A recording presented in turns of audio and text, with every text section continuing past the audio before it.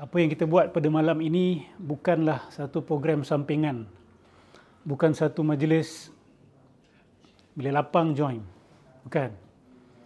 Ini bukan majlis kita kata supplement.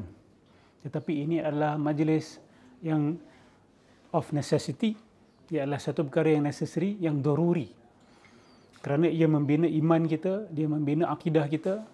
Dan iman dan akidah itulah berada pada dasar kesemua tamadun dalam dunia ini. Kalau kita belajar sedikit civilizational studies, ya, kajian berkenaan dengan tamadun-tamadun, bagaimana tamadun itu timbul, berkembang, stagnan, kemudian jatuh. At the heart of it is religion. At the heart of it is belief system. At the core, partinya adalah kepercayaan sesebuah tamadun itu kepada pegangan agama dia. Jadi, kalau kita sebagai umat Islam ingin kembalikan kegemilangan, tidak ada cara lain, kita harus bermula dengan keberagamaan kita. Ya, perkara-perkara lain penting, harta penting, kekayaan penting, kebijaksanaan berpolitik penting, sains penting, tetapi itu semua secondary kalau kita bandingkan dengan keberagamaan. Dan keberagamaan yang kami seru masyarakat kepadanya adalah keberagamaan yang matang. Ya, keberagamaan yang matang ni maksud dia apa? Kita beragama bukan macam kanak-kanak. Faham? Kita melakukan amal ibadah bukan seperti kanak-kanak melakukan kebaikan. Mereka menginginkan rata-ratanya lah, kanak-kanak yang kita kata average, yang bijak sikit, yang bijak jauh dia, kebijaksanaan dia, dia akan mencari long term satisfaction instead of short term. Nak membezakan manusia ataupun anak-anak yang bijak dan yang kurang sedikit, tengok sama ada dia boleh menahan kehendak dia daripada mendapat immediate gratification, dan dia boleh delay dia punya kenikmatan dia. Manusia yang kita kata tidak ada kesabaran, mengawal hawa nafsu dia nak cepat, dia nak kenikmatan tu cepat, dia nak immediate pleasure. And most people are like that. This is a fact of life.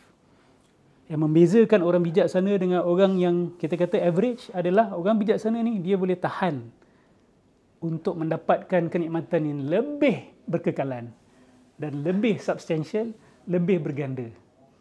Orang yang boleh delay gratification itu rata-ratanya yang lebih bijaksana. Kadang-kadang dia timbul pada budak-budak. Kadang budak-budak kita dah nampak perbezaan dia.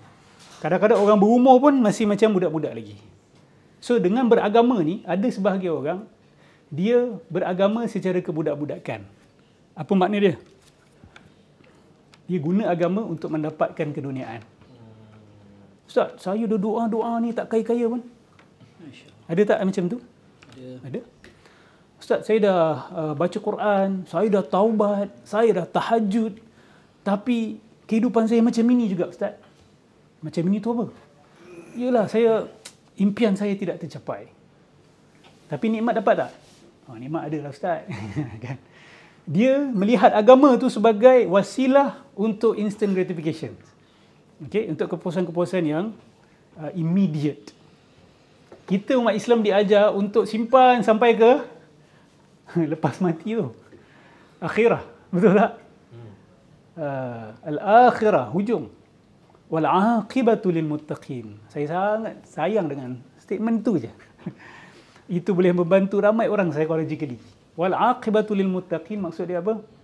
Hujung perkara adalah untuk orang yang bertakwa.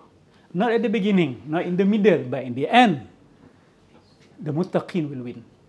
At the beginning, you may see them as the losing party.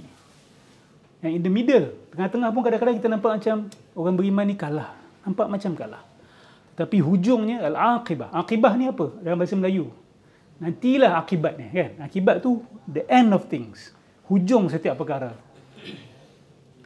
Jadi hujung itu yang kita nak cari. Hujung itu yang kita nak kejar. Dan kalau Allah bagi kemenangan pada awal, tengah dan hujung, itu adalah bonus di atas bonus lah. Itu nikmat di atas nikmat. Jadi Sidang Kalam menyeru masyarakat Islam untuk beragama dengan matang. Beragama dengan matang awak inginkan sesuatu dalam dunia ni, awak ambil jalan sebab musabab yang Allah telah tetapkan. Bukan mencari-cari jalan shortcut. Betul tak? Ramai orang mencari jalan shortcut.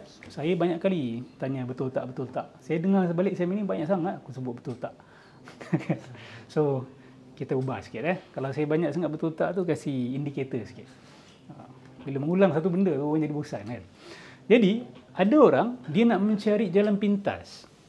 Dan jalan pintas dalam beragama ni, dia akan menggunakan agama untuk jalan pintas itu.